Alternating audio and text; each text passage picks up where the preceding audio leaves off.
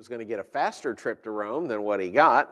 They probably could have walked there quicker than this trip ended up being, but that's how it goes sometimes. So in Acts chapter 27, we see when it was determined that we should sail into Italy, they delivered Paul and certain other prisoners unto one named Julius, a centurion of Augustus's band. All right, what is a band? It's not a musical band. All right, it's not a garage band. This is Augustus's band. What is a band? When we see that, it's a military term. What does that mean? How many? A band is a specific number of soldiers. A lot more than that. A lot more than that. A lot more than that. 600, correct. It's 1/10 of a legion, 600. A band, the Greek word translated band there is cohort, and a cohort in the Roman legion consisted of 600 men. A Roman legion consisted of about 6,000 men, and the centurions, there were 100 centurions of differing ranks and levels, and to be the centurion, it says there, unto one named Julius, a centurion of Augustus's band. So it doesn't say the centurion of Augustus's band. If it did, then we'd automatically know that he was the head of this band and would have had a number of centurions reporting underneath him. Would have had at least 10 reporting underneath him. So, but he is just a centurion. He's assigned to Augustus's band. Probably from the 10th Legion was one that was usually stationed in that area. And so he is charged with taking Paul and a few other prisoners back to Rome, back to Italy to stand trial. And so verse 2, and entering into a ship of, I hate when they hyphenate right in the middle of these hard words, a dramatium, we launched, meaning to sail by the coast of Asia, one Aristarchus of Macedonian, a Macedonia of Thessalonica being with us. All right, and so we know who is on this trip. It's Paul. Paul is joined by Aristarchus, who is a fellow laborer from Thessalonica. He is mentioned in other places in Scripture as well. And we know that Luke is with this group. And how do we know that Luke is on this voyage?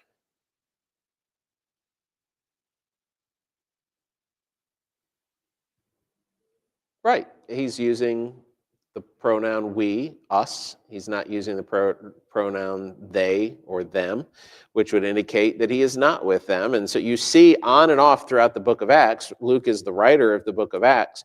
When he is with them, it's we and us. And when he's not with them, it's they and them. And so that's how you know whether Luke has joined the group or has not joined the group. We know that Luke has now joined the group, and he's going to sail with Aristarchus and Paul and the other prisoners and Julius and the soldiers that went with them back to Rome. Verse 3, and the next day we touched at Sidon. So they left basically from the coast, sailed out of Caesarea Maritima. They hit Sidon for a brief visit. Julius courteously entreated Paul and gave him liberty to go unto his friends to refresh himself. All right, so Paul's being well treated. He's really not a prisoner in the same sense that the other prisoners are prisoners. Paul's only a prisoner because he chose to appeal. Felix and Festus both would have let him go, but he made an appeal. And if he dropped the appeal, he would have been set free. But he didn't drop the appeal. He wanted to go to Rome, and so he's using the appeal to get him there. But Julius is kind to Paul. I think understands his legal situation, understands he's not really accused of any Roman crimes, and thus that this is kind of more of a nuisance than anything else. And so they get to Sidon, short trip, just up from Caesarea, up a little bit further north of Sidon, and then Paul gets a chance to visit some friends, get refreshed. And then verse 4, when we had launched from thence, we sailed under Cyprus because the winds were contrary. And so when it talks about sailing under Cyprus, it's actually not to the south of Cyprus, it's to the north of Cyprus. Generally, ships going that way sailing from Sidon would take a straight trip underneath Cyprus and go to the south of it, but they had to follow up along the coastline because the winds were so contrary. So they had to take the long way around, and was not the convenient route. So just because the Bible uses the phrase under does not mean they went to the south of it. That's an American way of thinking about direction. So we sailed under Cyprus because the winds were contrary. Verse 5, and when we had sailed over the sea of Cilicia and Pamphylia, we came to Myra, a city of Lycia. So they get to Myra, and there, verse 6, the centurion found a ship of Alexandria sailing into Italy, and he put us thereon. And so, a very common trading route, very common voyage was from Alexandria to Rome, actually, and probably, the expectation was this ship is going to go hit Alexandria and then shoot up and go straight to Rome, and it would be a bigger ship than some of the smaller ones they've been sailing on to this point. This would be their version of an ocean-going vessel versus a smaller seafaring vessel. Even though they're on the Mediterranean Sea, to them that was as good as an ocean. The big oceans they didn't mess with. Mediterranean Sea was about the closest thing to ocean they dealt with, and so bigger ships generally traversed and made the longer voyages from major ports to major ports. This ship is based out of Alexandria, and one of their routes probably was to shoot up, hit this in Myra, and then just sail around direct to Italy. The smaller vessels would be making stops routinely to take on more supplies because they can't carry enough supplies for a long voyage. And so they would stop every few days at these small ports, just moving their freight and then taking on new supplies, picking up whatever jobs they could as they traded and as they did their commerce. So verse 7, when we had sailed slowly many days and scarce were come over against Cnidus, the wind not suffering or allowing us, we sailed under Crete over against Salmone. And so, the expectation was, again, that they would come out of Myra, they would sail around Crete in the open waters, moving quickly on a large vessel, and that they would make it over to Italy in a very direct route. It's like the difference between flying some of the airlines and Southwest. Southwest stops everywhere somebody waves a $20 bill out in a cornfield. I look up flights from time to time, and like going out for leadership conference and flying out to LA. And it's like, well, we could take you from Columbus and then take you to Philadelphia, and then you can go to New York and then fly direct to LA. And I think I could ride my bike to LA quicker than that. And so one time I can't remember where it was. Where was I flying to? I think I was flying to Detroit or Chicago or something like that. I was trying to go north, and the first route, it was like going to take me to Phoenix and then back over to here, and it's like, I don't want to tour the country. I'm just, it's a 5-hour drive. You're talking now a 7-hour flight, just instead of a 5-hour drive. So the Southwest has some interesting routes you can take if you really want to.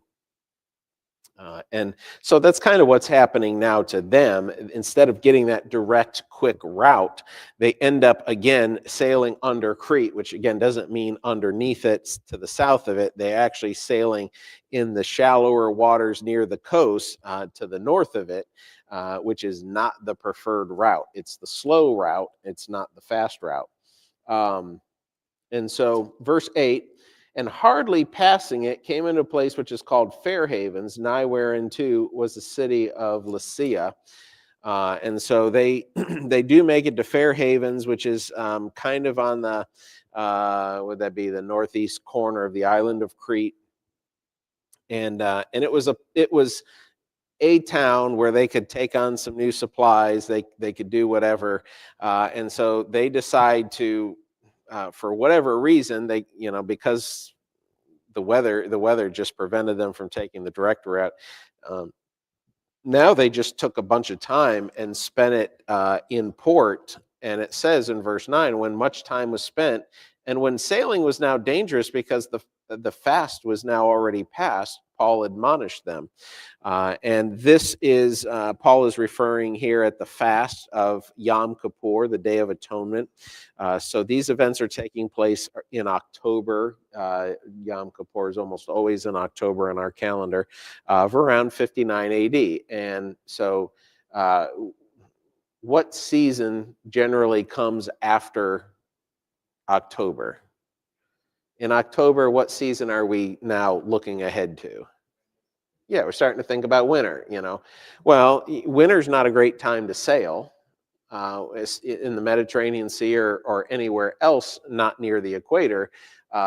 It's just not a great time to sail. And so they spent too much time. They got all the way through Yom Kippur, and now they were wanting to get going again. But now it is like, this isn't sailing weather anymore. A lot of these ships go into port, and they don't go very far, if at all. They hug the coastline most of the time. So going through the open sea over to Italy is not something that is advised. It's ill-advised to make that journey. It says in verse 10, and said, it says, now when the time was spent, when sailing was now dangerous because the fast was now already past, Paul admonished them. He warned them. Verse 10, and said to them, sirs, I perceive that this voyage will be with hurt and much damage, not only of the lading and ship, but also of our lives. Paul said, I'm not a sailor, but I know some things, and I have a sense about these things. And he said, I just telling you, this if we make this voyage, there's going to be loss of the cargo, damage to the ship, and put all of our lives in jeopardy. This is an unnecessary trip. Remember, Paul is the one appealing to go to Caesar, so it's not like Paul is, trying to get out of appearing before Caesar. He's the one who wants to go appeal to Caesar. All he has to do is drop his appeal, and he probably could have been free. So Paul has no dog in this fight as far as he's just trying to find a way out of this. Well, Julius let him go visit his friends while they were inside, and he didn't run away. And they spent quite a bit of time in the Fair Havens, and Paul didn't run away. It's unlikely. Paul's just trying to get out of this. Paul's just using the godly wisdom that God has given him, and he says, this is going to be a disaster if we do it. Verse 11, nevertheless, the centurion believed the master and the owner of the ship more than those things which were spoken by Paul. Well, the centurion's obviously not a Navy man himself. He's a soldier. He's in the infantry. And so he's looking at this thing, and he doesn't know what to do. Paul's like, if we do this, it's going to be a disaster. I'm just telling you guys, the Lord I just have this. I just know it's going to be a disaster. I'm trying to warn you, tell you.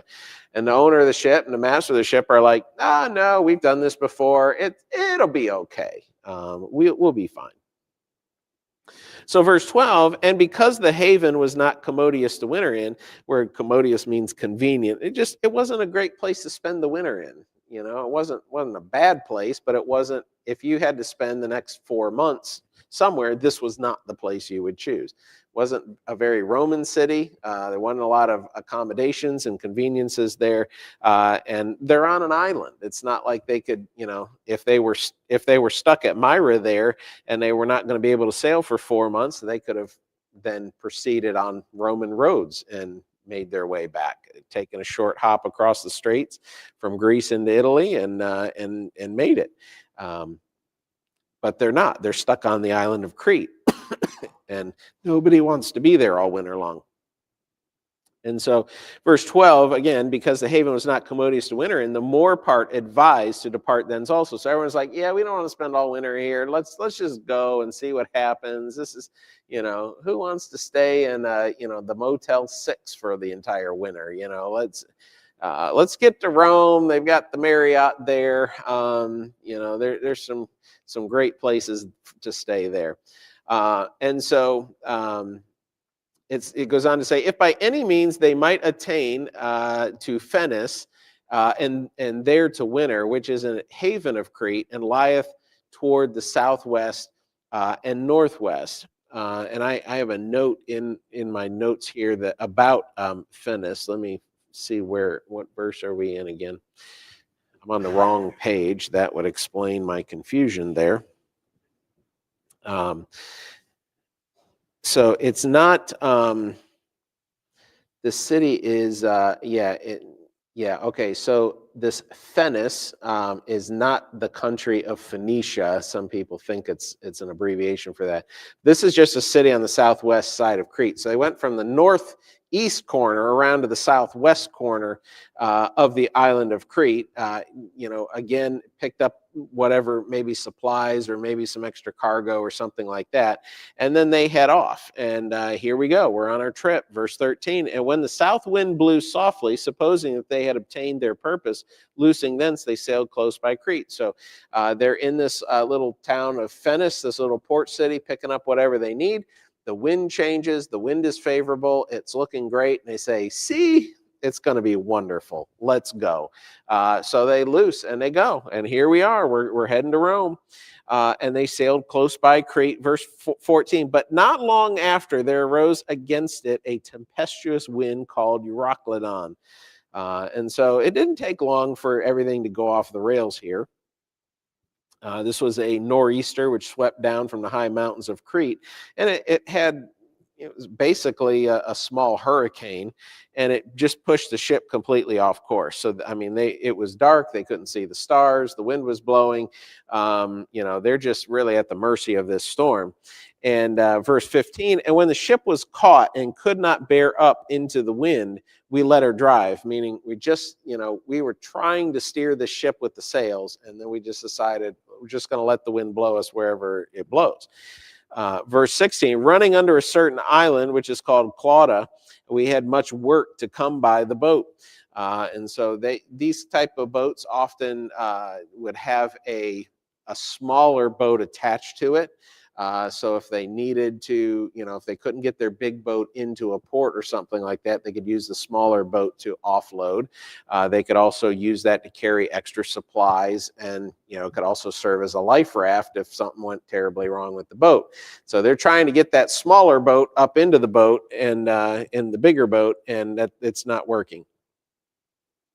Verse 17, which when they had taken up, they used helps undergirding the ship.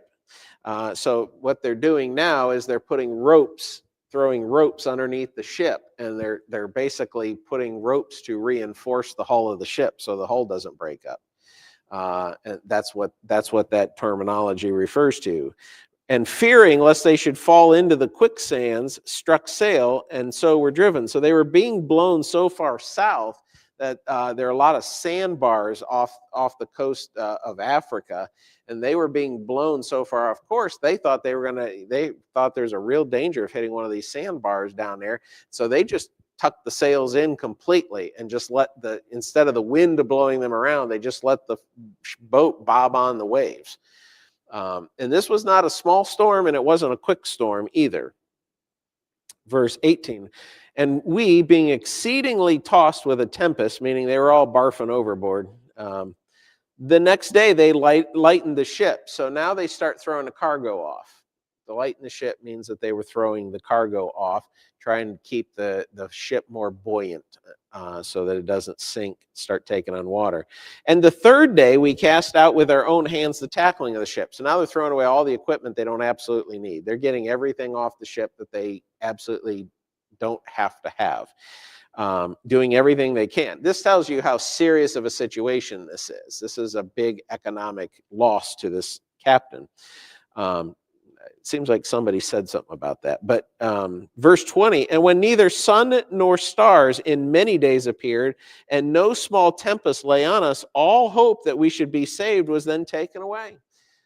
It just went on day after day after day after day. They couldn't tell where they were. They were in the storm. They couldn't go where they wanted to go. They were stuck bobbing up and down for day after day after day. They've done everything that they can to preserve the ship, make sure the ship survives, thrown off everything they didn't need. And day after day after day keeps going by, and this storm is not letting up.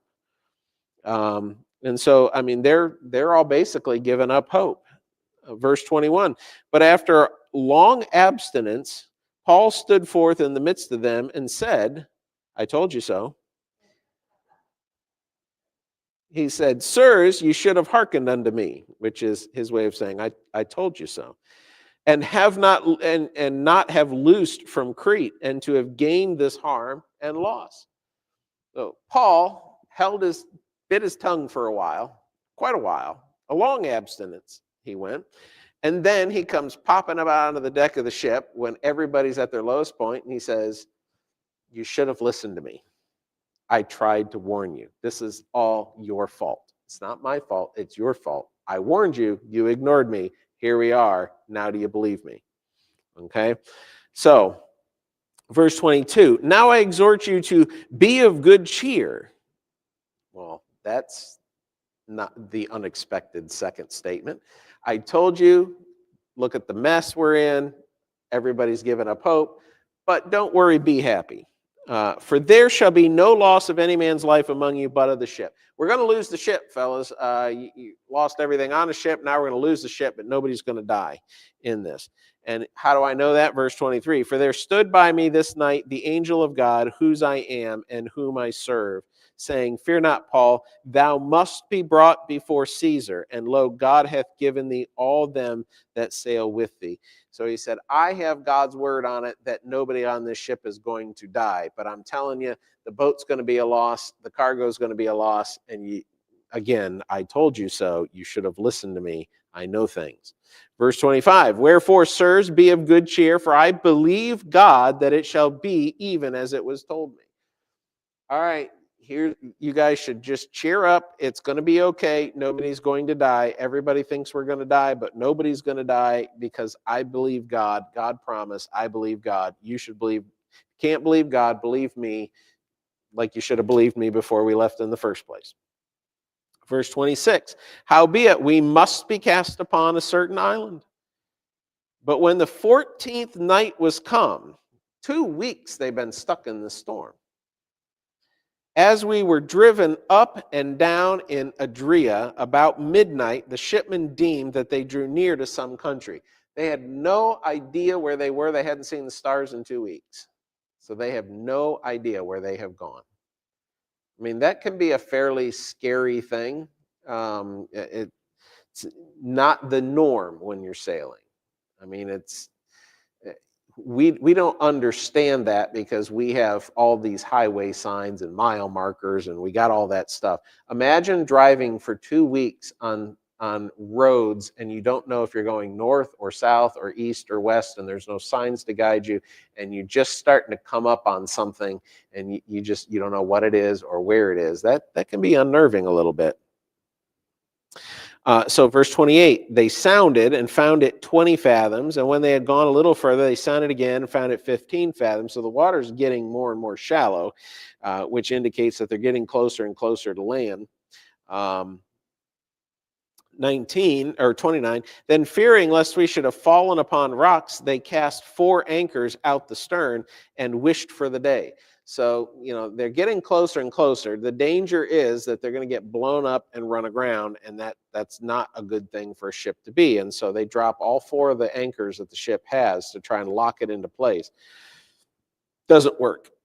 They were just hoping the storm would pass, hoping the sun would come out, they could pull up anchors and they could figure out where they are, where they're going, and save the ship and save everything else, whatever's left. Verse 30, and as the shipmen were about to flee out of the ship, when they had let down the boat into the sea, that's that small boat we were talking about, under color as though they would have cast anchors out of the foreship, Paul said to the centurion and to the soldiers, except these abide in the ship, ye cannot be saved. So some of the soldiers were going to desert. They had had enough. They were going to abandon ship. They were going to leave everyone behind. They were going to take the lifeboat, and they were going making a run for it. They had had enough. And but they were saying, oh yeah, we're going to go down, we're going to check the anchors, make sure the anchor's all set, we're going to go around the outside of the ship, take care of whatever needs to be taken care of. But Paul knew that that wasn't what was going to happen. And so verse 31, Paul said to the centurion and to the soldiers, except these abide in the ship, you cannot be saved. So he said, if you get out of the boat, you're done. You can't be saved. You have to stay in the boat if you want to be saved. Verse 32, then the soldiers cut off the ropes of the boat and let her fall off. So, some of these shipmen that wanted to abandon ship, I think I said soldiers, but shipmen, the ones who worked for the ship and the captain, we're gonna bail out. And so the soldiers went and cut the ropes and let that boat just drift off. So now we're all stuck here on the ship together. Verse 33, and while the day was coming on, Paul besought them all to take meat, saying, this day is the 14th day that ye have tarried and continued fasting, having taken nothing. So they were, they had thrown a lot of the supplies overboard. They kept a bare minimum of food on board, and so they were basically not eating. They might not have been eating because they were all so seasick from bobbing up and down day after day, hour after hour, that they probably couldn't eat a whole lot. But for 14 days, they'd basically been fasting. And Paul says everybody's going to need to eat and get their strength back up now. And so verse 34, wherefore I pray you to take some meat, for this is for your health, for there shall not a hair fall from the head of any of you. And when he had thus spoken, he took bread and gave thanks to God in the presence of them all. And when he had broken it, he began to eat. Then were they all of good cheer, and they also took some meat. I don't know what Paul prayed, but now all of a sudden they've gone from we're all going to die to, hey, all right, this might work out. This guy seems real confident. He seems, his God seems to be telling him something, and so far he's batting 1,000. So he says to eat, let's eat. That's kind of the attitude they have there. Verse 37, and we were in all the ship 260 souls. Again, this is a big ship. This is not one of the little ships that's supposed to hug the coast. This is an ocean faring vessel. There are a lot of people on this ship. Okay, so it's important that you get this picture in your head. They had a smaller boat that that they could go down in, and they could go around and work on the ship or do things with the ship. That small ship was necessary, but this is a big boat, and so there were 276 souls on that ship. That's about the number of people you get in a 737. Verse 38, and when they had eaten enough, they lightened the ship and cast out the wheat into the sea. So now all the food's overboard. Everybody ate. We got their last meal in them. Chucked the rest over the side because we're going to need to be as light as possible. Verse 39, and when it was day, they knew not the land, but they discovered a certain creek with a shore, into the which they were minded, if it were possible, to thrust in the ship. So again, this is a massive ship. It's got a lot of people that live on the ship. They're literally at the end of their rope. And so the sun comes up, they're looking around, they're like, anybody recognize this? No, don't recognize it. Well, there's kind of an inlet there, that kind of a river, a creek that comes in. What if we drive the ship up into that and run it aground there? It would be safe. We wouldn't crash into the rocks. We could all, get out of the ship and be saved, and then figure out what we have to do with this big ship after that. So verse 40, and when they had taken up the anchors, they committed themselves unto the sea, and loosed the rudder bands, and hoisted up the mainsail to the wind, and made toward shore.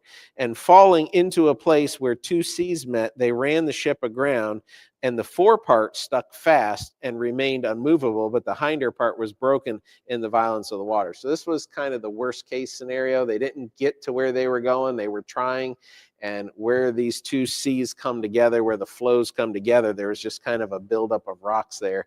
And they got the front part of that ship stuck in there like it was in concrete. And the back part of the ship was free to, get slapped around.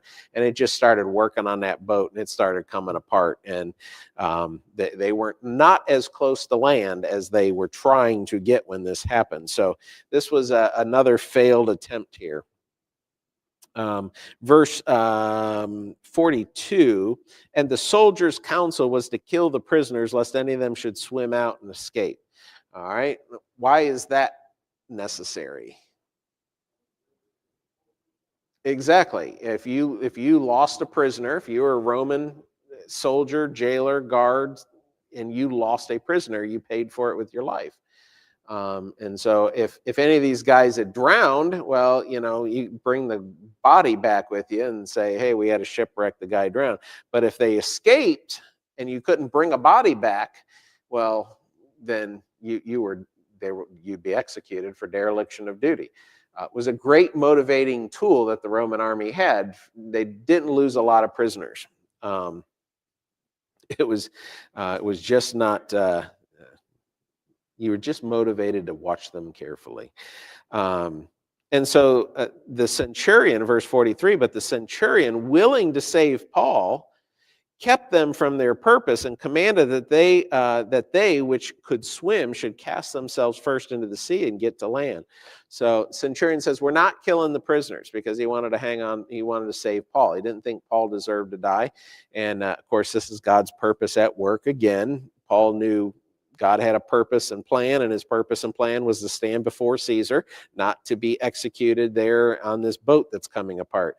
And so he said, who are the good swimmers? You get out first, you swim to shore, and you stand guard, and we'll send all the prisoners out next and let them swim. And when they get there, we'll have guards there to keep them under guard. That was the strategy, short of killing them all, bringing the bodies back and saying, well, we didn't lose them. They're dead, but we didn't lose them. Rome never really cared much if their prisoners were dead or alive. They just never did care. Most Roman prisons, if you were in the Roman prison, depending on the crime or what prison, Rome didn't even feed you. Your family was responsible to come bring you food. If they didn't, you starved to death. They didn't care. I mean, you're in jail. That's not our problem.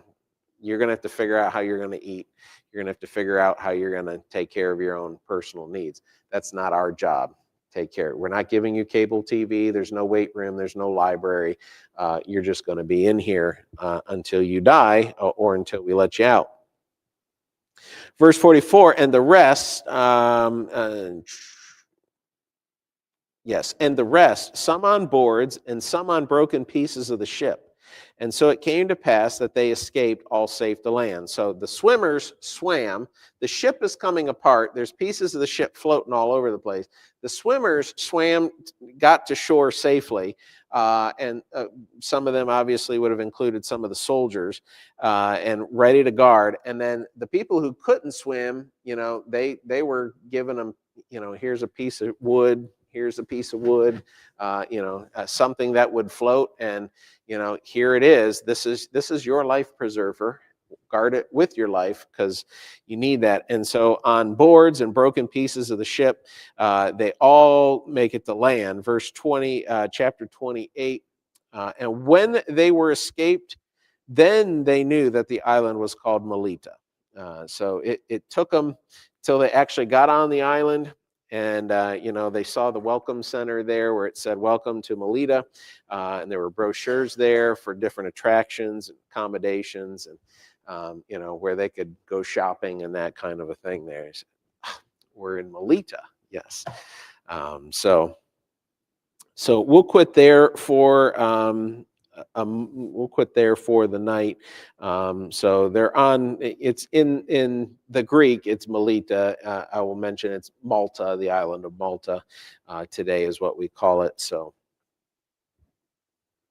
we will go through the remainder of, I think, chapter 28 next week and finish up the chapter, or finish up the study of the book of Acts here. So any questions?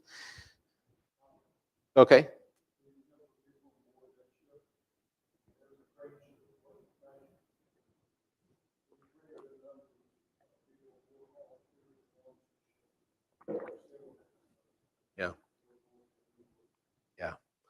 Yeah, Romans had some big ships, and they weren't luxury liners. That everyone didn't have private accommodations, that's for sure.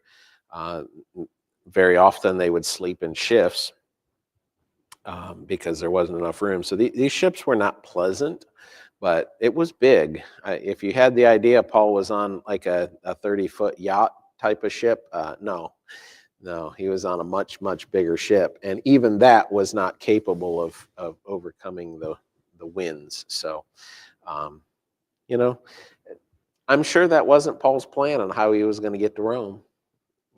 But sometimes you're doing everything you think the Lord wants you to do, and then some government official makes a stupid decision and it throws your entire plan into the dumper. And it's kind of like building in the city of Columbus, just trying to do the Lord's will, just trying to do what the Lord tells us to do, and you got people who work for the government who make dumb decisions, make us do dumb things, and it just throws everything into chaos. So um, I can relate. But God got Paul through. God did not let the dumb decisions of government officials cause Paul to miss out on the will of God. And the same thing will be true here. So, all right. Any other questions or comments? I used to say questions, comments, or smart remarks, but people started taking me up on the smart remarks, so I dropped that off. I'll do questions and comments now. All right. Easy enough. Let's do a few announcements then. So I sent an email to Bill. You did get my email, right, Bill? Okay. Just if you didn't hear, so we were supposed to start tomorrow and Friday. We're supposed to start Westfall Avenue Baptist Church's Seed Line project with them. And I talked to Brother Toby, I think it was Tuesday morning, and he said, I've got like a bare skeleton crew, just a couple of people that can do it this week, but I have a bunch of people for next week. And I said, oh, cool. I don't really want to do it this week. It's Anniversary Sunday coming up. I'm busy, and this would be a bad time for us. But I had already promised him, so I wasn't going to be the one to back out. And so we just talked about it for a few minutes. We decided next week we'll do the Thursday, Friday, and the Saturday like we normally do. He's going to have a much more stout group of people coming. If you want to be a part of that, you're welcome to come. Be there for as long as you want to. We would like people. We would like to get some people there. I'll get a better idea by next Wednesday of when we might maybe need some people to fill in, or especially like right out of the gate to have some people there on Thursday morning to, train people on how to use the staplers, train people how to use the cutter, train people how to use, different things. Chad was able to send us a few more staplers. I think there's 3 or 4 more staplers in there that came with their stuff yesterday, or came today actually. So out in the garage, we have 31 bundles. That sounds right. 31 bundles and like 7 boxes of covers. And those are out in the garage being housed out there. And so we will have 8, 9, 10 staplers be able to keep going. So I've kind of given Toby everything. I cannot get this guy down at the post office to call me back to talk about the strapping. I have emailed, I have called, I'm just going to drive down there tomorrow at some point and force the issue to try and get this issue resolved so we can start mailing the John and Roman. So the wafer tabs were out of stock, so we had to switch up. They're going to get a little smaller one than the one we use, but he went to order the wafer tabs. They were out, and now we got to figure out the strapping. So I'm going to try to get an answer tomorrow so we have enough time to order the strapping and get it here for next week, and with the hope of that with them having enough people here, they can be tabbing as they go along. And since we don't have 20 staplers and 2 cutters, they can also be doing some tabbing, and then we can just go straight into bundling from there and get those down to the post office. Maybe get a pallet down there at the end of the day on Wednesday. and then they can take the rest of theirs to go bundle or tab and bundle. So so we're kind of working all that out. Since we had a few extra minutes tonight, I thought I'd give you that in greater detail. But there are 17,000. That's the number we're shooting for. That should give us 700-800 more than what are needed for that zip code. And if we run out of their signatures, the same as the ones we're doing, we'll just throw in some of ours and make sure that we get that zip code all taken care of. So then I'll tell Chad he owes me more signatures. So he shorted Toby, and I gave Toby mine, so you owe me some. So we're going to do that next Thursday, Friday, Saturday, and just as of right now, the thought process is, that we do it like we normally would do a seed line. On Thursday, though, we'll start at 10 a.m. and then go as long as Westfall wants to stay here and go, and then do the same thing on Friday. Maybe start at 9 on Friday, go as long as they want to go with whatever shifts of people they have, and then Saturday probably get started at 9 and see where we're at, how far they want to go with that. So if you want to help with any of those days, there will be probably something to do, even if it's just kind of being around to help when something breaks, because it always does. So all right, so that's that.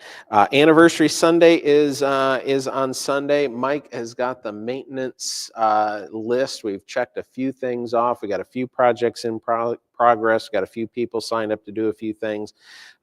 Ben is in charge of any of the landscaping, so we'll probably give that grass out back. That new grass out back is probably ready to be mowed, and it's not ready for the zero turn to mow it. So we're gonna just use the push mower. So we have a self-propelled mower back there. So if you wanted to help with any of that, or know anybody who does, point them to Ben. If you want to help out with a long list of maintenance items, go talk to Mike tonight.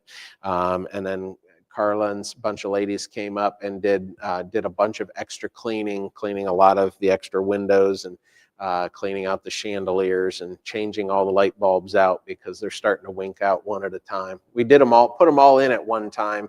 That was about 4 years ago, and we've been replacing bulbs on an increasing fashion. And I said, we're going to be up there. Let's just change them all out. So we did. So in 4 more years, they'll start winking out one at a time, hopefully. So we'll keep working on that. So if you want to help with any cleaning on Saturday, we're going to do one more cleaning, because there is so much work that goes on up here during the course of the week. We can't just clean on Thursday and have it ready for Sunday. That's not realistic.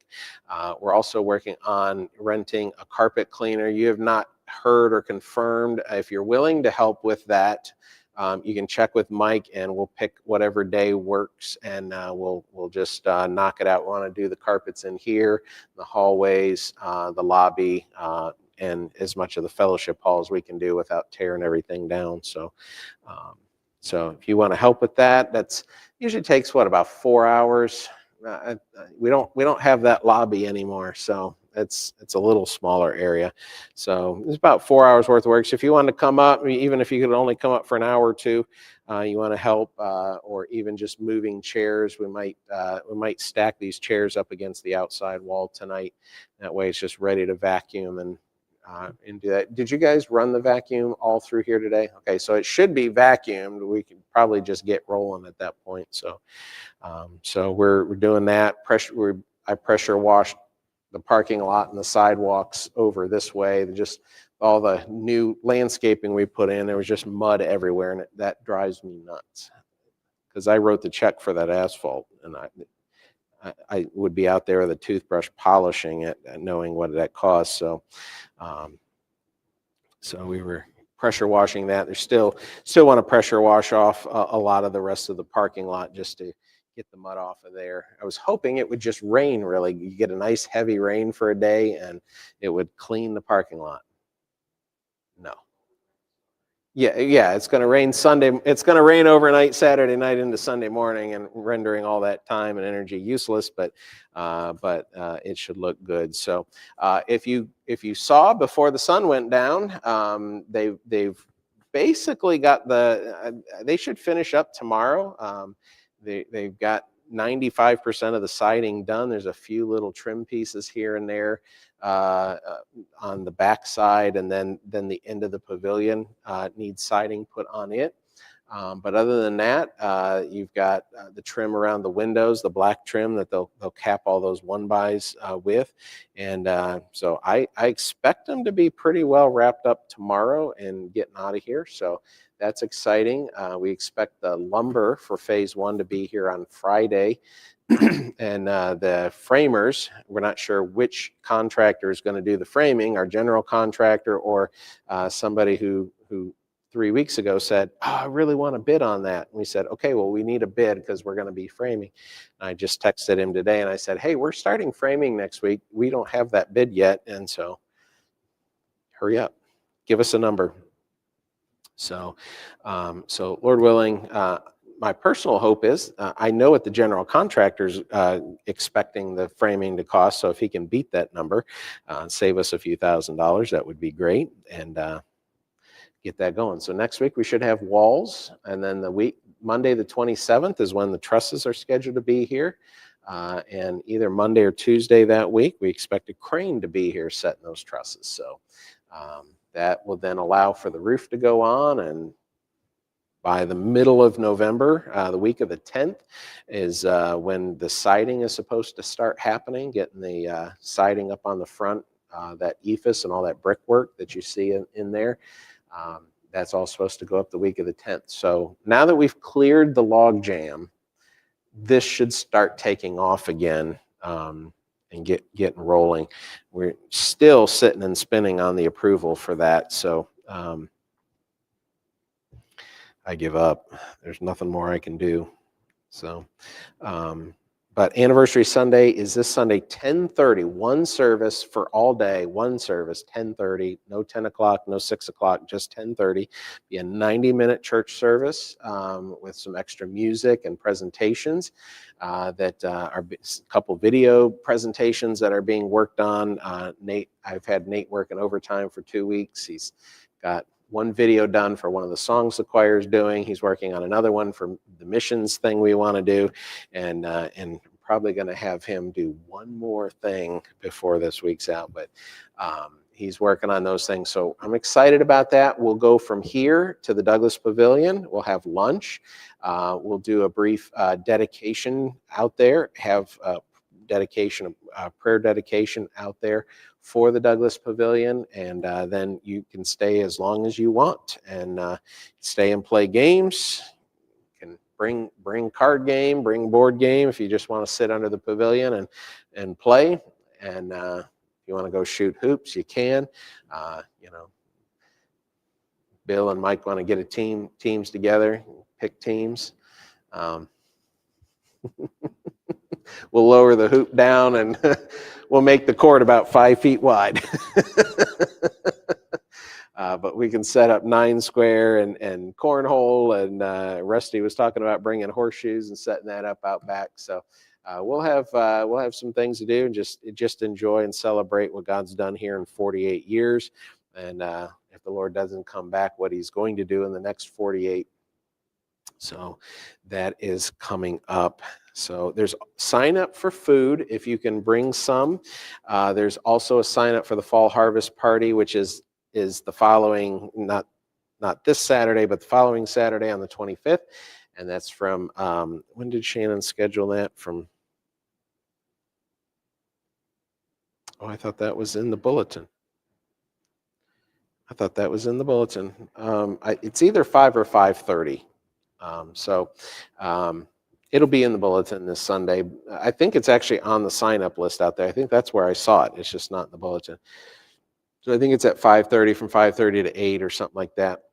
But I want to encourage you to come. We'll have a bunch of games outside. I actually have some straw to do a hayride with this year, and we'll go make some trips down around the lower field, see if any animals come out to greet us. It's not uncommon to go down there and see a deer or see turkey or something down there when that time of year. So We may go down there, drive down there, take the kids on some hay rides. Of course, we'll have food and all that. So if you want to sign up to bring anything for either of those events, that is out there as well. I have 4 of the 7 rooms left. 3 are now taken. There are 4 left. They're king rooms at the Marriott in Mansfield for $75. If you want one of those men, you need to come and talk to me, and you'll pay me directly for that. And we will get your name reserved on there. Registering for the conference, you still need to go to Mansfield's website and register with them. I don't collect that. I don't keep track of that. So you can register at the door if you don't want to do it online, or if you'd like to just, you can give me the $30 and I'll register you online if you would prefer to do that. So I'm looking forward to that. It's their 30th. It's the 30th annual men's conference, and they've got a great lineup of preachers. So I'm very excited about that. Should be a great weekend together. So if you've never gone, I'd encourage you to think about going. If you've gone and haven't gone in a while, should come back, and we'll have a good time. They feed your soul and your body, so you will come home full, in both spiritually and physically, when we pull out of there. So, all right. Gave you a good, thorough update on all that's going on. If you have any prayer requests or updates.